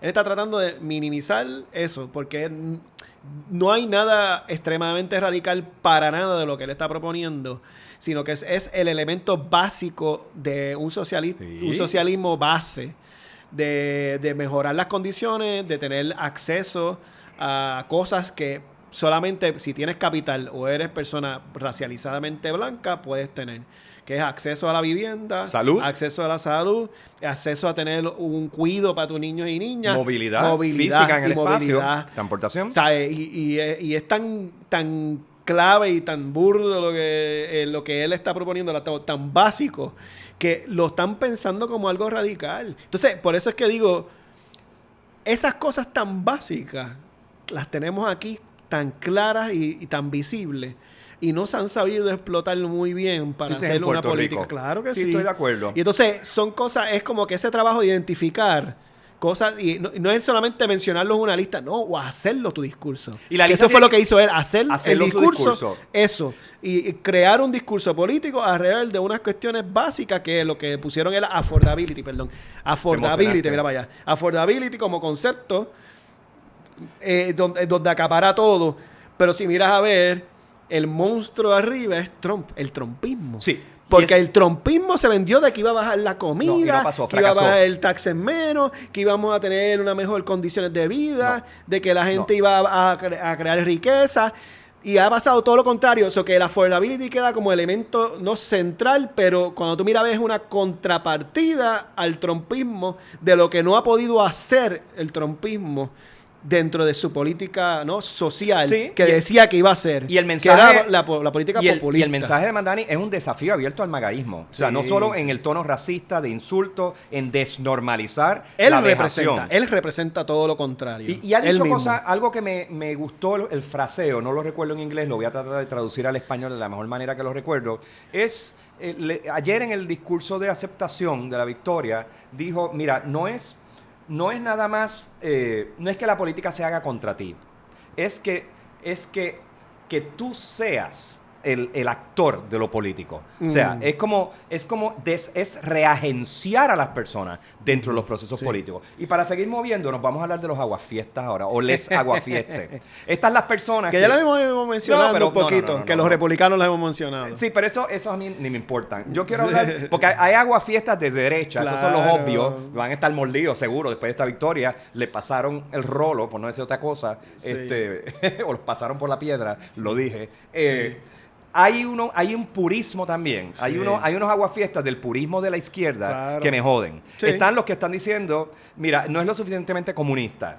Entonces, o no es lo suficientemente. Entonces, de nuevo, ¿queremos una política que sea viable o queremos una política que se santifica a ti, te da superioridad moral, pero no logra cambios estructurales en las condiciones de vida de nadie? Entonces, yo sé que estos son debates eternos, pero en algún momento hay que protegerse de que el purismo ideológico y tu superioridad moral e intelectual sí. no permita que la gente, o sea, es que no te deje ver las consecuencias políticas de una nueva coalición demográfica, yep. De orientación izquierdosa, y que no le tiene miedo al musulmán, al socialista democrático, ni a medidas socialistas. O sea, esto llevó a lo que hizo Bernie en su momento, con este mismo lenguaje. Y que ha estado detrás de él. Lo llevó a otro nivel. Entonces, pues, ahí hay unos pesimistas también, o sea, aceleracionistas muchos de ellos, que yo creo que son los aguafiestas perfectos que estamos viendo aquí. Están también los mercaderes del Red Scare, y ahí está Luis Dávila Colón, que los comunistas vienen a llevarse a nacionalizar el Cubazuela a nivel el Cubazuela y qué sé yo. Yo me río de esa gente. Señores, si tienen familiares o amistades dentro de ese discurso, confróntenlos con amor, con generosidad, denles datos. O sea, yo creo que la gente, o sea, siendo optimista... Estamos en un escenario totalmente... Porque si hay algo que este discurso revela, además de ser un mapa, ¿no? Un mapa político en el cual podemos construir y crear una ruta de salida a esta encerrona de extrema derecha que está pasando tanto a Estados Unidos como en Puerto Rico, de hablar de los elementos más básicos. También ahí están dejando claro dónde podemos hablar en el plano personal y con la gente alrededor. Seguro. Porque si le pregunta a una persona ahora mismo en Puerto Rico, ¿cómo tú estás? ¿Cómo está tu vida en Puerto Rico? ¿Cómo te sientes? ¿Cómo el asunto de salud? ¿Cómo te sientes guiando en las carreteras? Ir a lo específico. ¿Qué piensas de los peajes? ¿Qué piensas de la electricidad? Que ese es el cuco más grande, pero que no se ha sabido cómo es como para empujar. Sacarlos del sello ideológico comunista y qué sé yo. Vamos a hablar de las circunstancias de vida. Elemento de la salud, el elemento de las escuelas, el elemento de la universidad. Salud en concreto, las aseguradoras, las esperas en las salas de médicos, los médicos que se van del país. O sea, hay que ir como a escenarios bien concretos. O sea, Luis, que es lo que yo no veo que a veces pasa aquí en la política. Y creo que, con el discurso político. Lamentablemente, ¿verdad? Pensando yo en estos aguafiestas, muchas personas, ¿sabes? Este es el escenario político de participación. Este es un escenario político de la diferencia. Es un escenario político pacífico, ¿no? El escenario político de participación pacífico. ¿Qué más democrático que eso? Y del encuentro de la diferencia en un lugar donde te vas en el escenario público a hablar sobre propuestas. Literalmente, cuerpo a cuerpo. Si quieres participar público. En eso, tienes que saber que el elemento purista, el elemento cerrado, no funciona. No ayuda, excluye. No funciona. De hecho, es un bajanota. Vamos a hablar claro. Que quienes han sido más exitosos sobre ese tema han sido la derecha. Y los PNP. ¿Sabes? Han sido los más abiertos a la diferencia, más abiertos. No, y el mundo incel. Para ir a la demografía de jóvenes, varones... O sea, el mundo incel está ultra organizado. Esa gente aparecen en pantalla, le llegan a los muchachos, explotan sus inseguridades, los politizan o despolitizan desde etapas bien temprano hacia el fascismo. Y los religiosos fundamentalistas han copado tanto el PNP como el PPD. Y el PPD. Maldito sea. Porque las oficinas de la base de fe, las oficinas de base de fe las abrió Fortuño y las mantuvo Alejandro García Padilla. Y es una perversión de la Constitución. O sea, hay que saber tú tienes derecho a tu religión, señores, pero meter enfoques religiosos, morales excluyentes en el ejercicio democrático, eso es cagarse en la Constitución y en los derechos de las personas. Lamentablemente, lo siento, no hay argumento a favor de eso. El bipartidismo ha ido más hacia la derecha, ha añadido más elementos religiosos libertarios, ¿no? Libertarios entre comillas. Y eso es las políticas que estamos viendo. O sea, el disgusto actual de las estadísticas que salieron hoy, miércoles, sí, ¿verdad? pero ese es en el cierre. O sea, está Vamos a hablar de Diego en el cierre. O sea, pero hablando de la izquierda, ¿sabes? Mira... Hay unos ninguneadores en esa izquierda también, que como que no se permiten emocionarse. Es como una izquierda melancólica, tristona. Hay una melancolía. ¿Puede ser la izquierda ser alegre? Yo digo que sí. Hay una melancolía panfletera y supremacista. Es como que, ay, mi generación lo hizo mejor, esto que sé yo. Lo que dice Sam Marx, lo que dice también los métodos que se utilizaron en los grupos revolucionarios, los métodos que utilizaron el Partido Nacionalista. Mira, aprendamos sobre eso históricamente, pero el contexto actual no es ese. Entonces, y el tono es de mansplaining. Cuando ningunean estos procesos, déjame explicarte cómo es que funciona desde una perspectiva marxista. O sea, a mí me empiezan a hablar así y yo, me apago. Pero mírate esto que sucedió bajo la alianza. Pensando en este caso que fue gente que reaccionó de una manera visceral de que, eso es un error.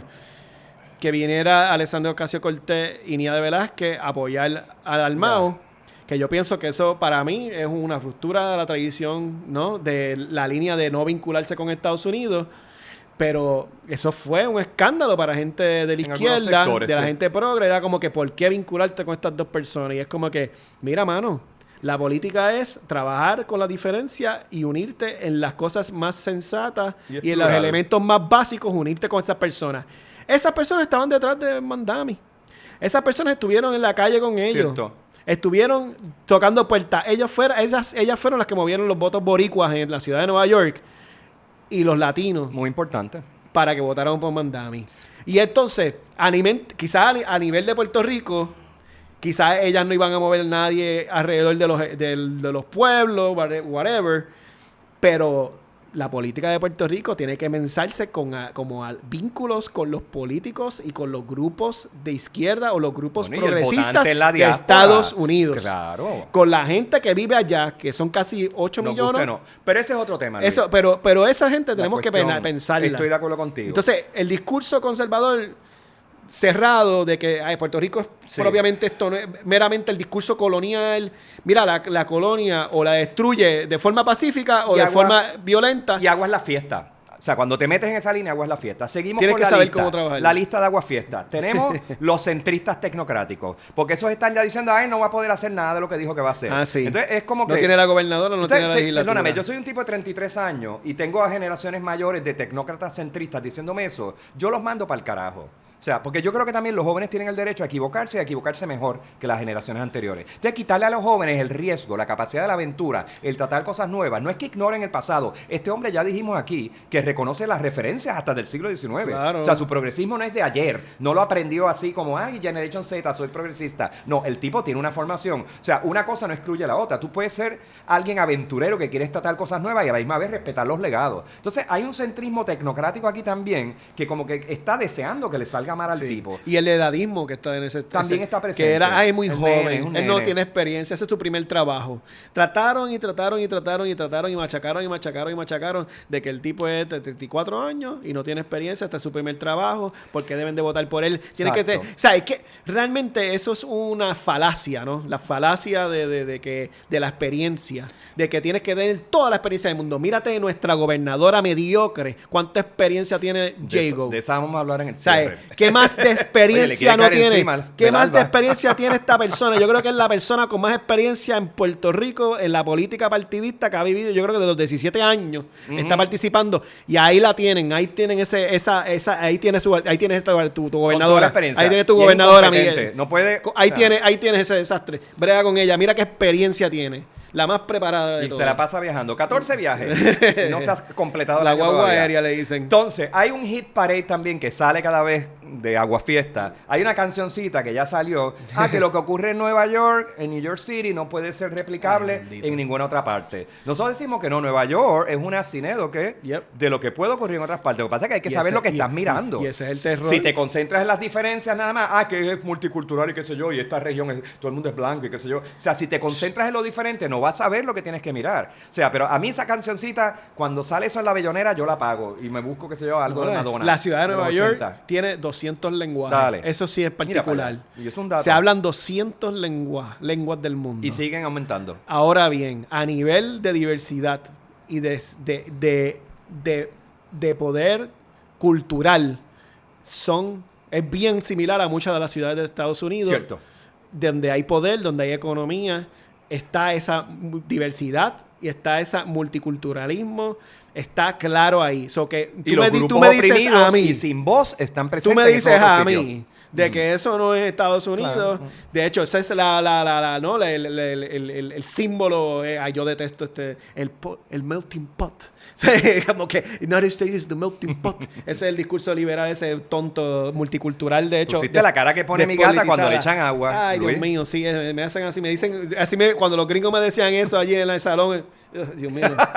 Sí, claro. Pero ahí es donde lo que pasa, el problema es que no quieren ver que ese melting pot se puede utilizar como un elemento político de la diferencia en contra del etnonacionalismo que está creciendo, que es lo blanco, el heterosexual, el cejado, ¿no? Ese puro gringo, el American, el que ama a Estados Unidos, se abraza con la bandera, ese que está ahí. Bueno, y en el mensaje de ayer estuvo claro. El mensaje de ayer era de afirmación de toda esa diversidad étnico-cultural, de ese mosaico de inmigrantes, y yo soy un inmigrante, o sea, reafirma la figura del inmigrante en medio del etnonacionalista blanquitista pendejo. O sea, es un desafío abierto a eso. O sea, y es reconocer... Y nos vienen a decir que no vale, que no importa. No, eso no importa. Lo que pasó ahí no tiene efecto. Entonces, la última cancioncita, que de nuevo, de los Aguafiestas, esa también la escuchaba mucho desde la izquierda. Ay, yo no sigo la política de nuestro colonizador. Lo que pasa allá no importa en Puerto Rico. De verdad, papá. O sea, y eso es patético. Pero es purismo también. Y es patético porque... O sea, un sentido de superioridad. Desde siempre... Yo no soy esa izquierda. Yo soy otro tipo de izquierda. Desde el siglo XIX mínimo, siempre han habido independentistas en Estados Unidos, especialmente en la ciudad de Nueva York. Claro.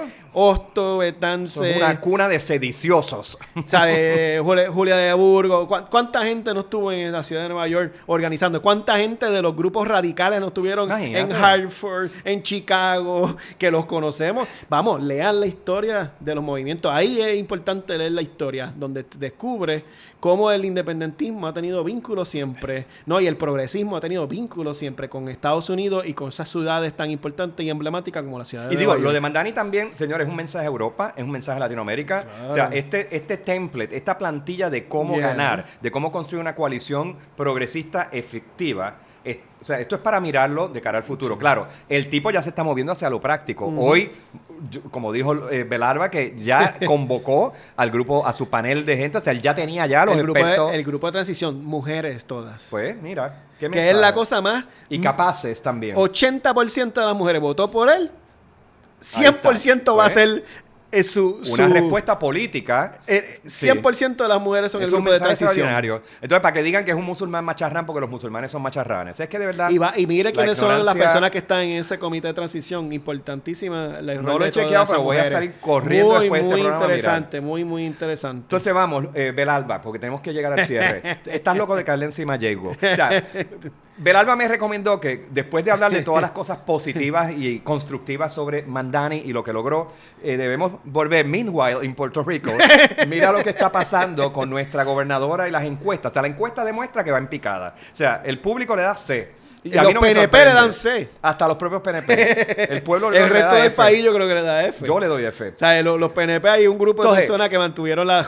Meanwhile, ¿qué tenemos en Puerto Rico? Una red de comentaristas en prensa, radio y televisión que no sirve. Con excepciones muy, muy honrosas. Bien. Los queremos a los que son, no los voy a mencionar. Pero la gran mayoría del comentarismo político en Puerto Rico, cultural, social, intelectual, es deficiente, es mediocre, es cajita de pollo. Y como hay payoleo y pluyoleo, ya tú sabes que hasta en los propios programas de aquí estaban cuestionando. O sea, mira si hay que ser idiota. Si tú eres una figura pública en análisis, que tú vayas a programas radiales y de prensa y artículos y tú no reconozcas que esto era un fenómeno lo que se estaba formando. Ah, claro, pero... Porque era bastante obvio. Pero claro que lo van a ningunear. No. Si el ninguneo es lo primero que hace el poder, que es lo que está haciendo el Partido Demócrata Centrista y los republicanos. Claro. Totalmente ninguneo, ese ninguneo va a estar aquí porque saben que aquí hubo la posibilidad de tener un gobierno posiblemente socialdemócrata desde el punto de vista de la alianza y se paró por el miedo y el terror que trataron de hacer allá. Cuba-Venezuela. ¿Sabes? El Cubazuela perdió en la ciudad de Nueva York, ganó en Puerto Rico y ahora estamos todos con el buyer's remorse. Todos aquellos idiotas y tontos y tontes que cogieron y votaron por el miedo del Cubazuela cuando le dieron el voto a una persona que recuerdo, trompista, de extrema derecha, republicana. En el peor momento posible. En el más sentido, fundamental. Y sin récord administrativo, señores. Porque si me vas a decir es PNP y lo que sea, pero es una buena administradora, no, ella... 20 años en la legislatura. En el peor momento de la legislatura ella estuvo. Y ellos coparon y le siguen echando la culpa a la oposición. A Dalmau. Ese es el colmo. O sea, tienen las dos ramas, tienen todo el gobierno, tienen todos esos jueces corruptos que han nombrado porque le levantaban alcancías y chavos a los partidos. Tienen los tribunales, el Senado y la Cámara. Vamos a hablar claro, esto es una rama judicial también de politiqueros. O sea, hay gente seria en medio de eso, pero tú no entras a una posición en la judicatura si no eres amigo de alguien o de los partidos políticos. Tiene que pasar por el Senado. El asunto es que tienes todo ese control. Tienes el control de los medios de comunicación y porque fallando. El payoleo también está metido y no te sale el gobierno. Lo que me parece interesante es que como que este es el perfect storm para el asunto. La tormenta perfecta. Porque ella es una republicana trompista. Ella no apoyó a Trump en principio, después cerró fila con Trump. Yo creo que ella apoyaba a una candidata, no me recuerdo el nombre de ella, eso lo podrán buscar. Pero ella después se refila con el trumpismo y tienes a Trump en el poder, pero Trump en el poder está llevando toda una política en contra totalmente de lo que representa Puerto Rico. Diversidad racial, diversidad étnica, diversidad de la lengua. ¿Sabe? Desde los primeros días eliminaron todo el español de todas las agencias. Han negado completamente la estadidad. Eso fue algo que pasó. La estadidad lo ven como un problema para el Partido Republicano. Así lo dijo. O sea, que Trump, no hay un momento más solo y a la misma vez más total del Partido Nuevo Progresista en el poder que en el actual y están en la total dejadez, en la total derrota y en la total incapacidad política como la tenemos ahora mismo. Es la cosa más irónica. Añade algo, Luis. Y eso nos deja... Cierre de gobierno. Tienes un cierre de gobierno, las personas van a ver una crisis material, el hambre es una realidad. Y la colonia está rescatando los trabajadores del gobierno federal. Y la colonia, la Trapo Colonia está protegiendo a los trabajadores federales y los espacios de pobreza. La fondita esta que está en la Roosevelt, o en la Kennedy. Ajá. El grupo, el que da comida a la gente empobrecida, está dándole comida a la gente del gobierno federal. Sí. Que te voy a decir la verdad, que esa es la figura, si no hay algo más mitológico adentro de la colonia, es ser un trabajador del gobierno federal, porque es el trabajador del gobierno federal. Sí. Después viene el trabajador de la colonia, de eso del partido y esto y lo otro. Y ahora estamos rescatando el trabajador del gobierno federal como colonia empobrecida, con una junta de control fiscal cortando el capital, y estamos protegiendo al gobierno federal, porque eso es lo que está haciendo Jay. Y vamos a ver, claro, protegiendo a la ineficiencia. El cierre no es culpa del Partido Demócrata. No, el Partido Demócrata está tratando de salvar uno de los puntos más importantes, que es el plan vital en Puerto Rico. O sea, sí, la salud. Para nosotros aquí el plan vital. O sea, es un tema de salud. Y allá es el Obamacare. Mientras esto está ocurriendo, la lista entera que acaba de hacer Belalba, más yo le añado el tema del cierre del gobierno federal y sus consecuencias, tú tienes una gobernadora apologista de Trump. Sí. O sea, apologista de un fascista. Quien defiende a un fascista que está gestionando una política de muerte, porque estas son las consecuencias. Señor, esto no es una mera diferencia ideológica. Las políticas trumpistas son políticas de muerte. Sí. Es el equivalente a un genocidio a cámara lenta de sectores que les resultan antipáticos a la mayoría blanca republicana. O sea, vamos a hablar claro. Por eso es genocida la intención. Sí. Y es necropolítica, como tú dirás, si nos metemos o necrocolonia en el caso de nosotros. O sea, ella es una apologista de todo eso. O sea, en Meanwhile, en Puerto Rico, mientras está Mandani, tenemos un fenómeno como ese, tú tienes a esta mujer haciendo estas cosas. Irónicamente. Y el partido apoyándola. Y irónicamente, en la ciudad de Miami está ganando posiblemente una candidata demócrata. Mira para allá. O sea, que ella, que hasta es Miami. Que ella es Miami, trumpismo, están completamente subordinados, marginalizados y cerrados en un núcleo de inacción y de incapacidad. ¿sabes? No hay momento más interesante e importante para la oposición que el actual. Y me preocupa, que ya lo hemos mencionado aquí, que estemos esperando el 2028. Es que empezar desde ahora y hay que saber cómo hacer la ruta. Y yo creo que de la organización política. Ese programa viene. El elemento de la emoción, el elemento de buscar la línea del amor y de la esperanza y de crear la diferencia desde ahora es ahora, valga la redundancia, es ahora el momento. Es el momento, el actual, que está desamparado, el pueblo puertorriqueño está desamparado, sometido, con un gobierno incapaz, que solo está mirando a hacer capital para el grupito de los pequeños personas que pueden hacer capital.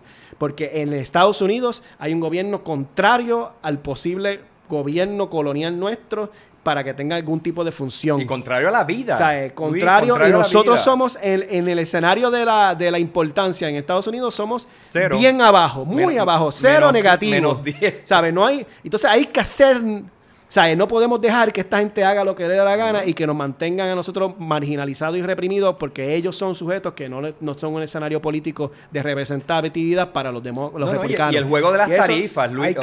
Belalba, el juego de las tarifas, o sea, son decisiones de guerras que no tienen que ver con nosotros, guerras económicas y geopolíticas, que nos afectan directamente, o sea, acentúan la condición colonial. Sí. Que ahí también el Partido Popular está en una posición terrible de defensa de la colonia. Volver de nuevo para atrás. Entonces, por último, para el cierre, oye, ¿qué te parece el cuadro de Albizu develado en Harvard con Carmen Yulín hablando de lo que habló allí?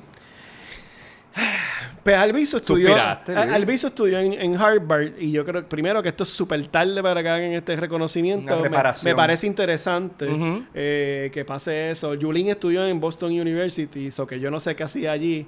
Y otra cosa es que yo no sé qué ella hacía allí como figura política porque ella no dejó el Partido Popular nunca, ella apoyó la alianza.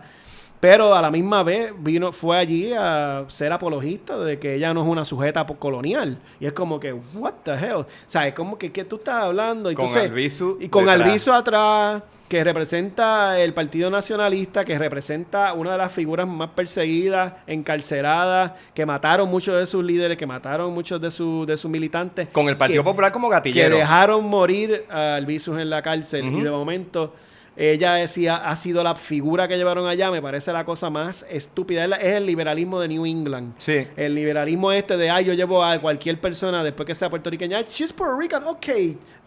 Horrible. No miraron nada de dónde viene. La llevaron allí por su imagen que construyó alrededor del huracán María, que es la imagen mediática de todos los medios gringos. Sí. Que te digo la verdad. Me acuerdo. Hizo bien su trabajo. Muy bien. Muy importante. Yo de Australia vi eso y me emocioné. Hizo muchísimo más que gente de las oposiciones que todavía están dando vuelta por ahí. Cierto. Claro, ella capitalizó por ser demócrata a nivel de Puerto Rico, vinculado con el Partido Demócrata. Y con el mundo clintonista. Exacto. Vamos.